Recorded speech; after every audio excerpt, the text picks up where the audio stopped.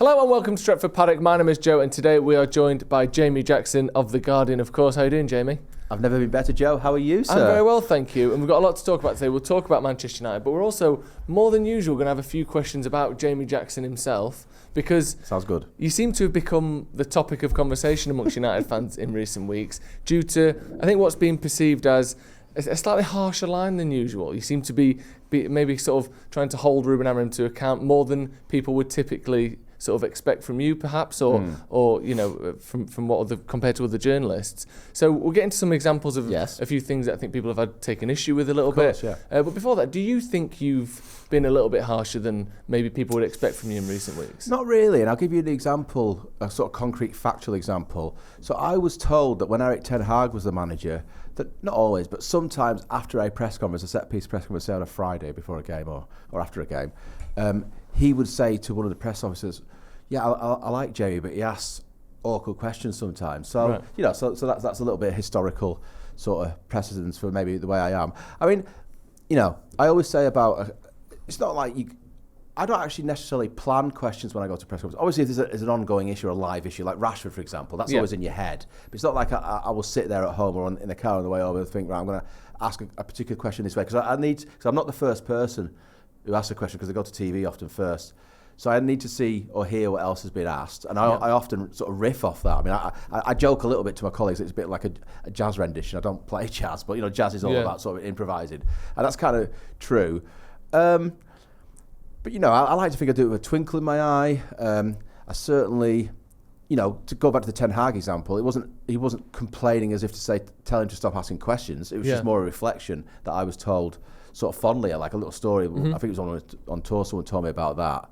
So I'm not doing it any more or less than Amorim. There's certainly no, you know, and I could give you an example of, you know, Pep Guardiola fell out with him when he was the manager of Bayern Munich, when Bayern Munich played Manchester United and Moyes was the manager. You could look that up on the internet, for example, the exchange. So it happens a lot. Okay. So it's something that's just a sort of... Yeah, it's just part of my MO. Yeah. Well, I think one thing, so there seems to have been a couple of things. I think there was a tweet you did about Kobbie Mainoo talking about where is he, and that some people sort of think, I think generally speaking, anything that seems to be critical of younger players or academy players in particular, people kind of get the which I totally understand because it's their club, they're the fans, and they're sticking up for their players. There's nothing wrong with that. You know, maybe we'll get into this a bit more. If you're going to be nasty and vile, that's a different thing. But if you've got a different point of view, that's what makes the world go round. That's fine. It's healthy. I think that, like you said, that is fair enough. Criticism and then response to that. Yeah. Just I think, and in recent weeks there was a quote. A question about Marcus Rashford to Ruben Amorim. I'll quote it so that obviously people who don't know can hear it. So you were talking about Emery and you know, the assumption that he thinks he can get the best out of Rashford, and you said if that does occur, would it be fair for someone like me, obviously you, to wonder what that would say about you as a coach talking to Ruben Amorim, who's unable to get him on the pitch and perform well. And obviously I think Amorim kind of he handled it quite comfortably, really, and sort of, you know, answer back to that. But do you think it's a question there that's you kind of putting Amorim in a bit of a corner, right? And I think some people thought that, you know, implying this sort of theoretical situation about Rashford doing well elsewhere and then criticising almost preemptively Amorim for that.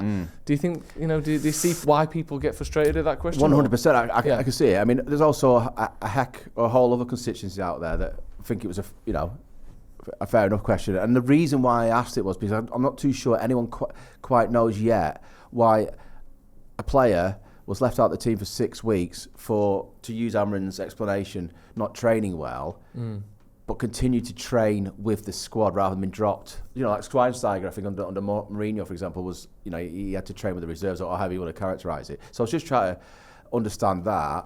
Yeah. And also you know, the chance, because I was told one of the reasons United kind of hoped he wouldn't go to a rival, if you like, or another domestic team, is in case he does well. So that's got to be part of the conversation. That Amorim himself, it's not. By the way, if he goes to Villa and he does really well, it's not necessarily Amorim's fault. But you know, his job, head coach is about, the word coach is about, means getting the best out of players.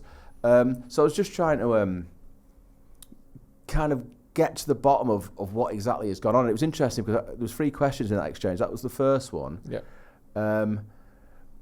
And he said it can happen, you know, and I think he also said in this response, forgive me if I got it slightly wrong, the order of what he said to me, but I think he also said that, you know, sometimes a player, he just didn't agree with my way of looking at football. And my follow-up to that was, well, in that case, Ruben, if there was 5 or 10 players the same as Marcus in essence who didn't sit, would you exile them? Because then suddenly you've only got half a squad.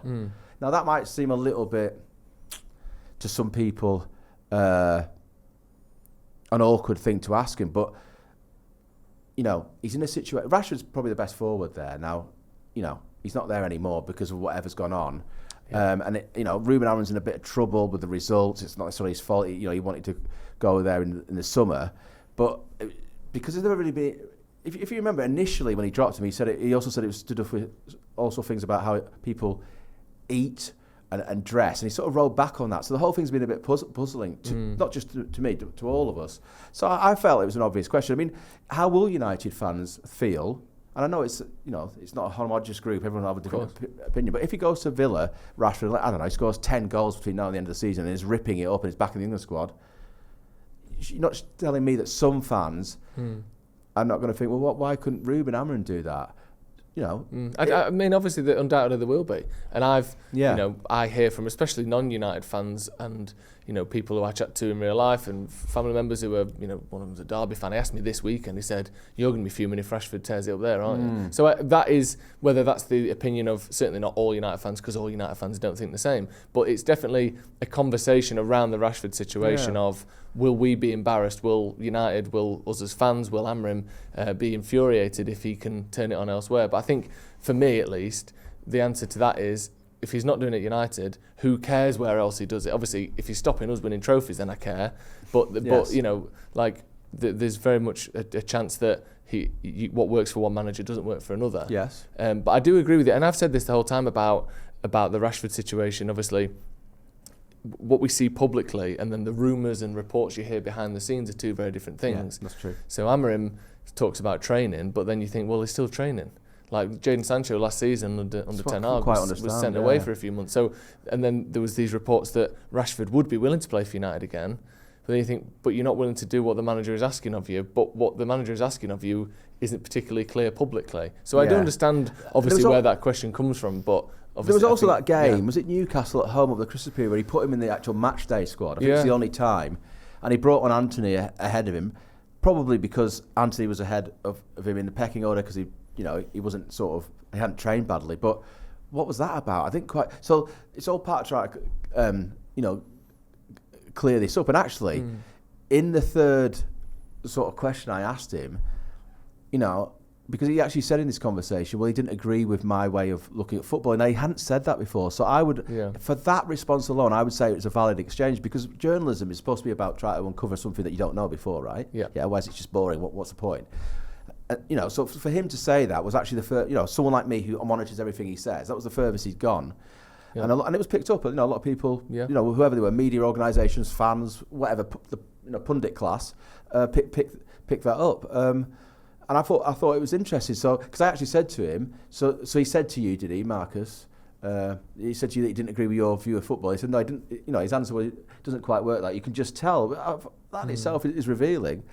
But Ruben Amorim, he's got a very difficult job. Managing Manchester United is obviously massive, but at the same time, he's paid very well. And if he gets it right, he's a folk hero for the rest of his life. He just will be. If he wins another title, imagine if he does that with the state of the club.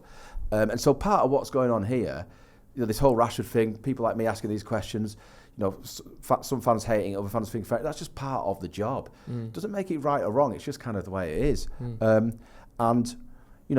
Certainly, there's some people who ask questions and they do it in quite a sort of, I wouldn't say like rude, but a more sort of aggressive tone. I don't think I'm like that. When you're asking something that's awkward, it's going to sound awkward because it is awkward, but that's kind of my job.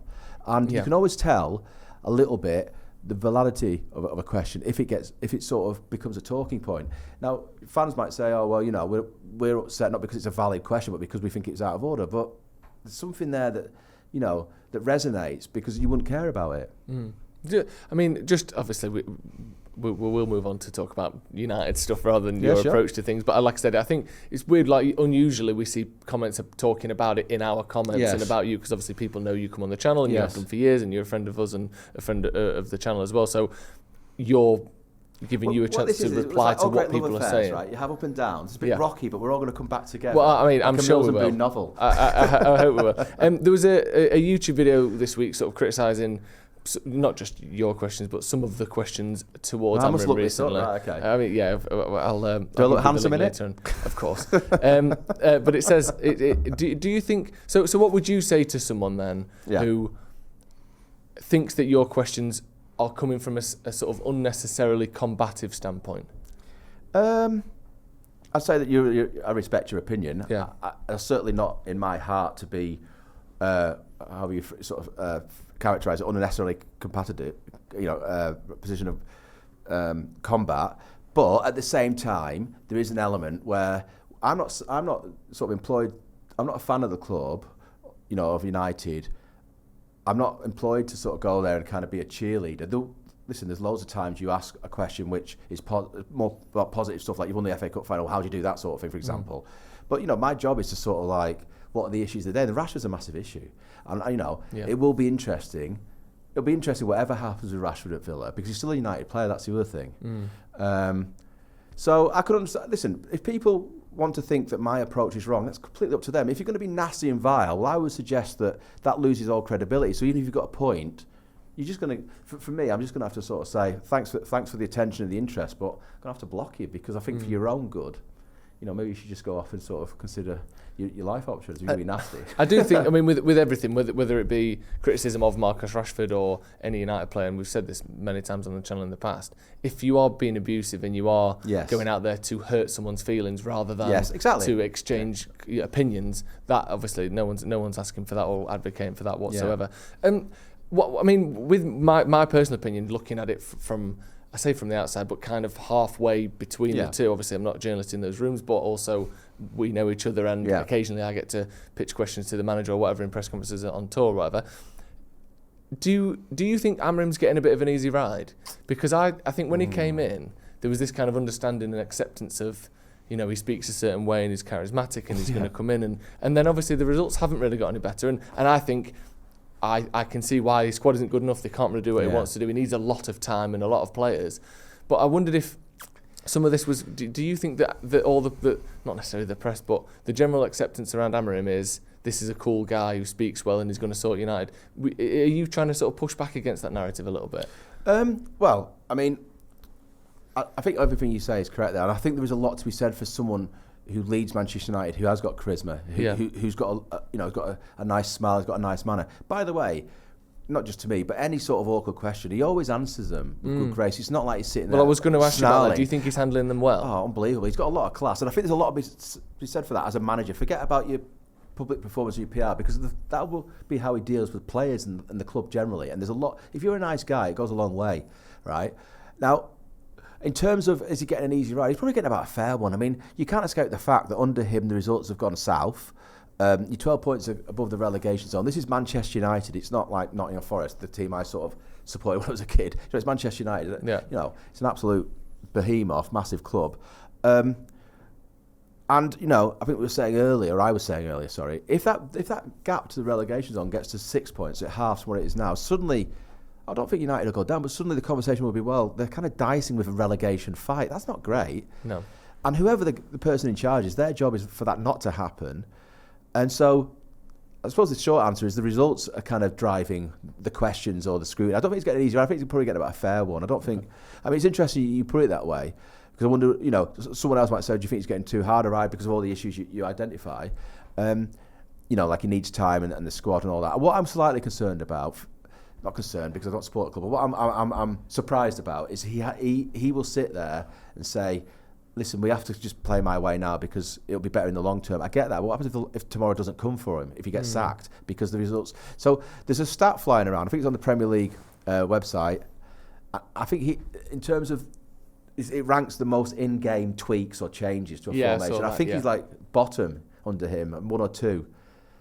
And that's interesting because I've asked him a couple of times, I know we really respect that you've got this vision and you should have one and all the rest of it, but do you not feel like you should be able to tweak it? And he has said to me, I can remember saying it, well, if you look at the actual games, we do, but according to that stat and my own eyes, he doesn't. And that's what concerns me, because I think your vision as a manager should be to win, however that happens. Of course, you're going to have a base, an underlying or a sort of fundamental way of doing it. But I don't know. I'm just a bit surprised he hasn't got the because he's a very intelligent man. It seems he hasn't got the sort of nous to think. Yeah, okay. I'm just going to like.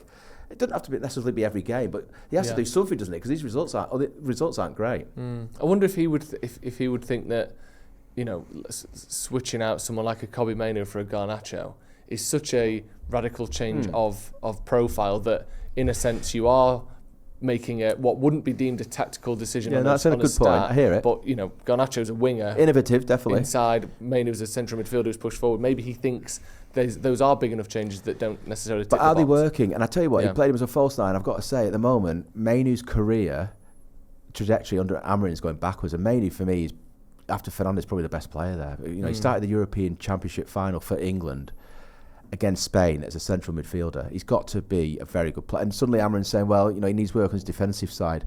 I kind of get that, but he's a 19-year-old kid who's basically scored the FA Cup winner playing as a sort of attacking midfield. Amazing run, ghosting, like a Paul Scholes thing. Yeah. You know what I mean? He's done that. I don't quite understand that, tinkering with that.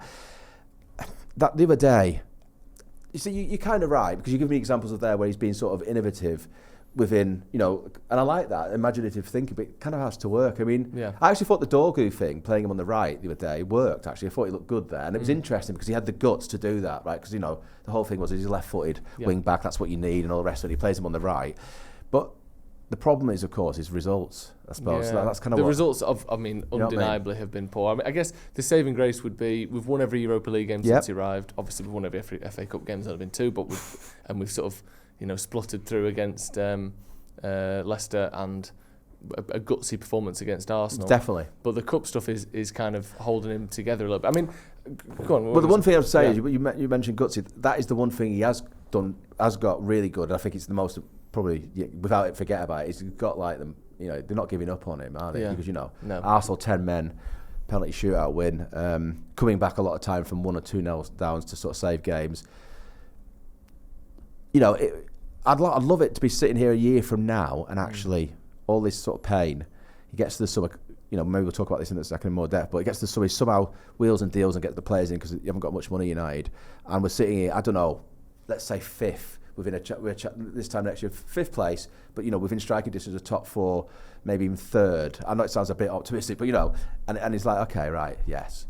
He was right to stick with it. Because I don't know. It's just an opinion. It's just based on my sort of like, watching a lot of United since Ferguson was in town and all the rest of it. But, it's just, I'm just basing it on what I'm seeing. I have no way, and he doesn't to a certain extent. But, again, I probably said this about all his predecessors since Ferguson. I think he was a great appointment at the time because I think he probably got Europe's, rising star. And it's great they wanted to come to United. And that's why I understand when fans get angry with someone like me because they want it to work because they love the club. My son is a United fan. He's like a 13-year-old lad. He adores him. He's been to see him loads of times. So I get that. It's just when it goes into nastiness, I think it's a bit of a shame, really. Course. You know what I mean? Yeah, no one's advocating for that. Apart from that, bring it on. It's up to you. Just on, obviously you mentioned that this is a sort of an angle and a tactic that isn't new to you, and it's not some change of mentality in terms of the way you speak to Amorim. Is this obviously you'll continue with the style of questioning, the line of questioning that going back as far as when Ericsson was in charge of England, he because I got told by the FA's head of communications. Very quick story. 2006, before the World Cup, there was a B international. Theo Walcott played in this game before the World Cup, and a question came up about Beckham, and it was Rooney, and he'd hurt his metatarsal. The John Terry, you must remember, obviously, challenge. And I was like, "You're going to take him?"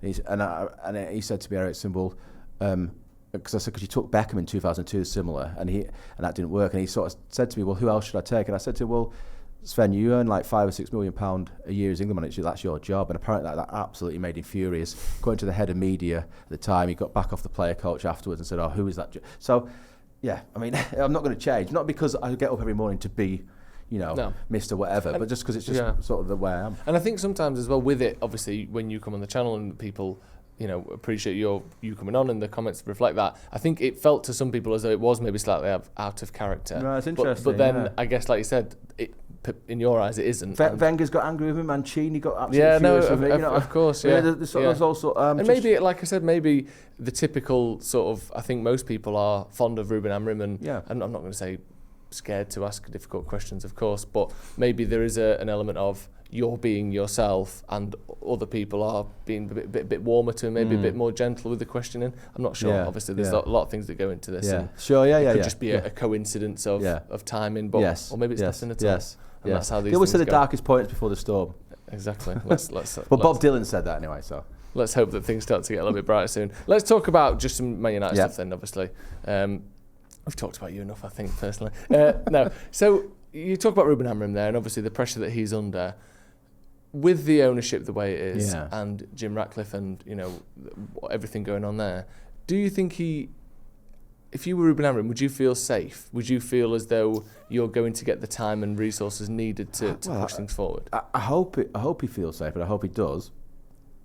He said that it might be the same sort of Rashford press conference. He sort of said that he doesn't fear, because he sort of explained the potential pitfalls coming in, what could happen. He didn't sort of fear the sack. But managers generally tend to think they have more time than they actually do, because it's about results. And also, I have to sort of say this, Ratcliffe's track record already shows a gentleman who, Dan Ashworth, pays £3 or £4 million to get him out of Newcastle, has to wait because he's on gardening leave, whatever the agreement is, and then he sort of sacked. Well, there's a parting of the ways because he didn't see eye to eye. What was all that about? You know, and also Ten Hag himself, they kept him on, spent 200, maybe a bit more, million in the summer. October the 28th, he's offed because it wasn't working fair enough. So all I'm saying is the guy is ruthless. And there's two concrete examples, but I'm also told that he that's not the first time he sort of decided to be ruthless. That's up to him.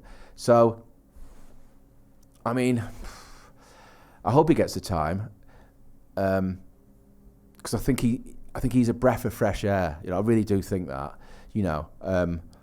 I think the way in which he handles everything, and I think he really cares. There's some stuff that hasn't been reported that I've heard about, the way in which he sort of has reacted to certain defeats, which says to me he really cares. I think fans understand that anyway, but I'm just saying, for me personally, I was quite impressed to sort of hear this sort of thing. So, but I don't know whether he will be given it, because it's football, and football is a wild west, and it's just some of the ridiculous decisions that are made are just, if you're not on the receiving end of them, they can seem farcical and funny. But I was sat in but if you are, then they're horrible. I was sat in the press room that I can't remember what game it was, but when Ashworth effectively got sacked, he walked through. I didn't obviously know at the time what was going on, but he didn't look great. And so looking back, it's not very nice for anyone. He's a nice bloke who sort of tried to do the best for the club, and that happened, sort of thing. So I do hope he gets the time, but who knows? He needs to win some games. It's a bit of a worry, in it, and I wondered perhaps if some of the backlash you've received is almost as though you look at Man United at the moment, and what is there to like? Obviously, no one likes the Glazers. I think far fewer people like Ineos now than they did 6 months ago. Let's say, just because of potentially the Ashworth thing, the way they treated Ten Hag in terms of interviewing potential successors. Now we're sticking with him and then sacking him 3 months later. Maybe not backing Amorim as much as they could in the transfer window in January. I think Amorim is one of the few things that you look at and we like him. We like Ruben Amorim, and maybe are particularly sort of protective over him. Of course. And obviously the players, it's all up and down. Who's likeable, who isn't. Bruno probably stands out. We like Mainu. Garnacho, some wanted to sell him, some wanted to keep him. But other than those three, there's no real consensus lovable players at Man United. Ugarte we like, but he's too soon. Do you know what I mean? It's hard to have many things that we really sort of enjoy about Man United. Looking at sort of Ineos and their, elsewhere, I think there was a recent parting of the ways between Ineos and Ben Ainsley at the sort of America's Cup, the sailing sort of branch of them. I think they've been through half a dozen or so managers at Nice in 7 or 8 years as well. Do you think there should be concern about them as owners and their kind of track record? Obviously, Ashworth again getting canned very quickly. So far, it's not been great, has it? Ashworth, Ten Hag. There's a story reported in today's papers saying that the All Blacks, because they're sponsored, the All Blacks sort of shirt sponsor Ineos. The New Zealand rugby team. And they were, like a contract sponsored until 2027, and they haven't paid the first instalment of the 2025 money. So therefore, the All Blacks or the New Zealand lawyers rugby union lawyers are getting involved and may sort of take legal action. So there's, it's not great. Again, being optimistic, I can't believe that they haven't come. I mean, I was going to say they can't believe Ratcliffe hasn't come into this with his eyes open. But then I look at the Ashworth thing. Why didn't you do your due diligence on whether this would be the bloke for you? Because obviously he wasn't. So far it's not great. I really don't want to be too negative because I want them to do well. But I need to see some evidence really, and maybe it'll come in the summer. But just moving on to the summer, there isn't much money. If Garnacho or Mainu, people might not want to hear it, but it's just the truth. It's because it's what I'm told, and when I report it, it's never challenged by the club. So that's your benchmark. If they get proper offers for either of those two, they'd have to seriously consider them because they need to generate money. They haven't got much. It's a wider debate. Maybe you talked about it on your channel, but this PSR thing, I'm not too sure why any club signed up for it because it seems to have killed every club. Yeah. No club seems to be able to spend the money that they have, or speculate to accumulate sort of thing. So there is a bit of money, but it's not like you can go out and buy £100 million striker as it stands. So Amorim, again, he's working under these constrictions. Now he will have known this when he came in. You'd hope. Yeah. Well, I mean, PSR, you'd like to think he'd be aware of the sort of constrictions of it. But I don't know. I don't want to be too bleak. Listen, there's going to be a gentleman or a point in time, there has to be, because United's too big, where someone comes in and works an absolute miracle. A bit like Ferguson did in a way. I know in a different sort of set of circumstances. But, he had 3 or 4 years, had to sort the club out. I was going to say, will Amorim get that sort of time? That's kind of that's actually kind of where him being a magician might come in. If you can somehow cling on long enough to get the time to properly rebuild it. And I think he's just turned 40, right? He's perfect sort of age and profile and all the rest of it. But this 3-4-3 thing, I mean, you tell me. Someone was talking to me about it the other day, but Ferguson sort of chopped and changed his formation quite a lot, didn't he? I know he started off as a 4-4-2 merchant, but then he sort of... He pplayed 4-5-1 in Europe, he played 4-3-3 occasionally, back to 4-4-2, so, definitely, yeah. I don't know. Surely you've got to have that in your locker. Well, I think that out in possession, things look very different, don't they? So a lot of teams, I think Ten Hag did the same, where you'd have Dalot pushing into the central midfield, and you'd have basically a 3-4-3 in attack anyway, or even a 3-2-5 kind of, if those numbers add up. You'd have the two midfielders and a kind of a bank across the front. So I think that the idea of playing with 3 players staying back and then more going forward isn't particularly new. But I do, like you said, I do think a bit of flexibility could be interesting. I just don't want him to abandon it altogether. Because, I'm not saying that. I'm just saying tweaks or just like the ability just every now and then. Because, listen, I don't care about the formation, but it's him who seems to think that the players that he has aren't able to play in it. So therefore, help them out a little bit. Yeah. I mean, it's interesting. Now I start looking for it. There's quite a lot of 3-4-3 merchants. Glasner, the Palace guy who just sort of came to Old Trafford, he plays it. Where was I the other day? Blackburn Wolves, I think maybe the Wolves system is a 3-4-3. So it's not like he's come in with some sort of like either dinosaur or ridiculous, but the sounds coming from him, are that the squad isn't quite right for this. In that case, help them, because he's always talking about helping players. So maybe it's a whole different debate, but because I have asked him this, I would have thought if you're an elite footballer, you can sort of like adopt to a 3-4-3. You'd think so, wouldn't you? But I think, and when I see, I've spoke a lot about the wing backs in that formation, because I think they're up there as arguably the most important players in that position, because you look at, and I mention this stat regularly, but look at Bayer Leverkusen last season, who played a 3 at the back. Yeah. Jeremy Frimpong and I forget his name on the left hand side now. Grimaldo, of course, on the left hand side. And they would switch between left wing and left fullback and all, but they were ostensibly the sort of the wing backs. Between them, they got 60 goals and assists, which is incredible.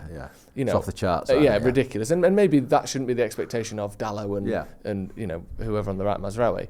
But in a dream world, that's what your wing backs can provide. So Dalot is never going to be of the requisite quality to even get near. Maybe you could expect 5 or 6 goals and assists from him this season. It's nowhere near. As you're speaking, I remember in the Sporting game when they took City, was it 5-0, 5-1 or 4? 4. Yeah, anyway, I did that game in Lisbon, right? Yeah, they absolutely battered, and that was obviously a 3-4-3. And I can't remember what the players are called. Is it Quenda is one of them, maybe? Yeah. But anyway, they are fast wing backs, the two he had. So it's like, I don't know if those two are the same, but Dalot hasn't got that pace, that searing pace. Maybe Dorgu has, because I think that's how it kind of works. But you looked at that and you thought, I mean, I know City are sort of like not playing well against anyone, but they absolutely ripped them apart. I was like, oh, hello. And every time they got the ball, they looked like scoring. Yeah, 100%. And I think that's something that you can't necessarily kind of manufacture in a player. Exactly. That doesn't have it. So this is why I go back to it is why it needs time, because it's a bit like the Højlund thing. Everyone gets on Rasmus Højlund's back, and I get that he's not like a Kane. He's got an X factor. He's got he can, in sort of fashion something out of nothing. But it's not like he's missing pots of chances every game. You think, oh god, this guy can't finish. If you start creating lots of chances and then he doesn't, then get rid of him. But this is what I'm sort of saying. So that's an example of Amorim and the players he has at the moment. They can't play like the Sporting team at the moment because they haven't got the pace, maybe, and etc. So I don't know. I mean, let's see. I do think he probably will get to the summer, and it's a shame we're even speaking like this because the guy's only 20 games into. You know what I mean? It's the way we've spoken on the chat. Obviously, we all think he should be. I personally, if it was up to me and I was Jim Ratcliffe, I would say there is no possibility where we get rid of him before the end of next season. Yeah, I agree with you. He gets one full season minimum. Yeah, because otherwise, what are we doing here? Do we think we're going to win the league in 2 years? 100%. No. But 100%. like you said, we've spoken about the fact of Ineos' track record in every other discipline they're part of, the fact that Ten Hag was backed and then sacked, etc., etc. They were 13th. People watching this might not want to hear this. I thought Ten Hag should have at least been given this season after he was backed the summer and won the FA Cup, by the way. You know what I mean? That's not beating City. You know what I mean? Giving great memories to fans, including my son. So anyway, this guy comes in. I agree with you. Definitely. But will it happen? I don't know. Yeah, I really hope it does. I mean, just on Ratcliffe a little bit more, and you mentioned there about the breakdown of the relationship with Dan Ashworth. Yeah. Would you be worried if you were a United fan, or do you think cutting jobs that he's done, raising ticket prices, etc.? I'd be worried. Yeah. Would you? Yeah. I mean, just because of what you just said there. I mean, they cut 250 jobs, and Ashworth's compensation to Newcastle would not have paid for them but a large chunk of their salaries went on that, and then he's gone, sort of thing. And I think the whole cost of sacking him and Ten Hag, I can't remember exactly what it was, but I think Ten Hag alone was 21 million because it was his salary plus his backroom staff. So for someone who's a really shrewd businessman and it's worth 29 billion, I read somewhere about 3 weeks ago, which is a heck of a lot of money, he doesn't seem to be very good at it. So I don't know, making the right sort of finance. So I would be concerned, because I suppose the one thing, and you said it, that you didn't say it in this way necessarily, is the one bright light is Amorim. He has hired him, right? So there is a really, if you talk about positive, there is a really big positive, the sort of most important football person. And so that's why when they got rid of Ten Hag, it was said to me, look, we just rather admit we made a mistake by backing him, in the summer, than getting rid of him now, than sort of letting it continue on and fester, a little bit like with Ashworth. So I respect that. At least you're brave enough to say we made a mistake. I mean, not publicly, but you know what I mean, like to sort of accept, like it's going to make us look stupid, sort of thing. And so that plus Amorim being in place, I just hope they stick with him. I just because what you said basically, what is the point? You might as well just get me in or my cat to manage the team. If you're just going to of course, sack them and it doesn't turn around instantly. It's illogical. Just a little bit on the summer. I know you mentioned there not being loads of money available as it stands. Do you expect? Because I think Garnacho felt like the closest to leaving of Garnacho and Maino, these kind of two promising, exciting academy talents coming through. Maino, I didn't hear any links in January, but Garnacho, Napoli seemed interested, Chelsea seemed interested, United seemed relatively willing. Do you see them kind of pushing for that again in the summer? Do you mean the club? Yeah. I don't think they want to sell. I don't think they want to sell them at all. Okay. Because I don't think Amorim does. I mean, look at how Garnacho. When Garnacho came on the other day, it was something like, wait a minute, this is like a United. Yeah, he had a bit of his spark back again. But like a United team, like a winger, bit of pace. It's so simple, isn't it? Go to the byline, you split them open, sort of thing. I don't think they want to sell him. The one thing that could happen, I'm not saying it would, this is just what could happen. So I know with PSR, billionaire owner can't just throw money in, blah, blah, blah. But what he could do is, you have a credit facility that's like a debt. If he was to pay that off, right? So let's say, I don't know how much it is. Let's say it's 300 and something million in there. So for the argument's sake, of the sake of this conversation, let's say he pays all that off, right? But that can then be taken out again. So he pays off the 300 million. Suddenly you can go, all right, can we have that credit facility again of 300 million? And that would become available. So that is the one way that I know of generate. And I'm not saying he would do that, but maybe maybe he'll do 100. I don't know, because he did put that money in for infrastructure. And I know he got back on bonds or shares or whatever. But that is, as I understand it, I've got to be honest, I'm not a massive expert on PSR, but I was talking to someone specifically about what can they do this summer, and that's what I was told. Other than that, Rashford, to go back to the whole thing about if he burns it up at Villa, if he does burn it up at Villa, suddenly, what is it, 50 million pound there. I would suggest if they can get a really good price for him or a decent price for Rashford, that's going to help a lot. In all the conversations I've had with people at the club, it's not like, well, if we sell Rashford, then Garnacho or Mainu are definitely safe. They're homegrown players, you know what I mean? So it feels to me like even if Rashford is sold for a decent price, they have to generate money elsewhere to get it's a shame really. It's a shame Højlund doesn't work, because you look at that number 9 thing and you think, it's a bit like Onana, the goalkeeper. I get why Onana was bought, but it wasn't like you were really desperate for it. It didn't seem to me like a priority at the time. And whereas with Højlund, if he could just get the team working a bit, and he's that issue of like we're not scoring enough goals will obviously go away, which is a massive problem. It sounds obvious that's what football's about, but your goal difference is just, what is it, -6? And the number of goals we've scored over the last few years has just been nowhere near good enough. It's paltry, isn't it? Yeah. Last year, I think the year you finished third. I think again, 58 goals. It's nothing. No, it's not. I think it was. This is the problem. 30 goals fewer than Arsenal, who finished second, or something in that ballpark. If you actually think about how long this has been going on, Amorim, Ten Hag, Solskjaer, going back through them all, it's weird, isn't it? In a way, it's surreal how long it's been going on. 2021, the year with sort of Greenwood, Martial, and Rashford, and obviously that trio broke apart for many different reasons. But since that season, we've really struggled to score goals, and it is odd that multiple managers, multiple owners now are struggling to kind of piece that back together. But maybe the wing backs come into play there. Maybe it's all a combination of things. We'll have to wait and see. Dorgu, maybe Dorgu. I'm not going to say it's going to transform your season, but if you just start playing a little bit better, people can see, okay, this is going to work. This under him, then that's going to help everyone, isn't it? Yeah, morale is a big thing, isn't it? And confidence and motivation. So hopefully, we can just see. Just enough, like 5% difference might be the difference between losing a game on a bit of luck and winning a game on a bit of luck. You never know, do you?